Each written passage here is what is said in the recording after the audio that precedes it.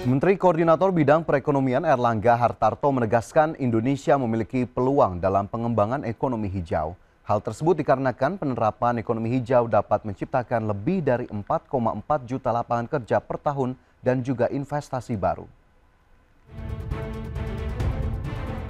Menteri Koordinator Bidang Perekonomian Erlangga Hartarto menyampaikan bahwa Indonesia memiliki peluang dalam pengembangan ekonomi hijau.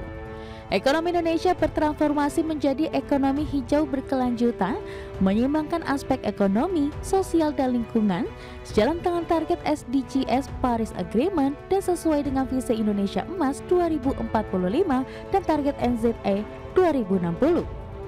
Sementara itu, penerapan ekonomi hijau dapat menciptakan lebih dari 4,4 juta lapangan kerja per tahun dan investasi baru. Hal ini diharapkan dapat mengerek pertumbuhan ekonomi nasional sekitar 6 hingga 7% per tahun hingga 2045.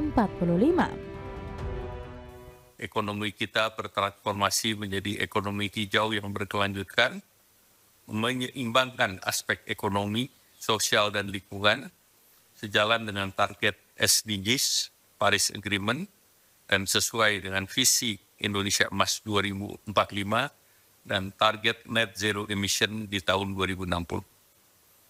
Penerapan ekonomi hijau di jangka panjang menstabilkan pertumbuhan ekonomi rata-rata sebesar di atas 6% hingga tahun 2045, pengurangan 86 megaton emisi CO2 ekuivalen tahun 2060, dan penciptaan lebih dari 4,4 juta lapangan kerja per tahun.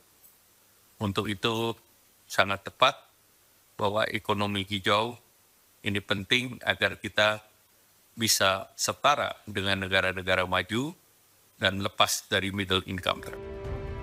Erlangga menambahkan untuk menuju Indonesia Emas 2045 dengan pertumbuhan ekonomi di atas 5% tidak hanya menggantungkan dari instrumen ekonomi dasar, namun dibarengi dengan penerapan ekonomi sirkular dan ekonomi hijau yang menitik beratkan pada aspek berkelanjutan.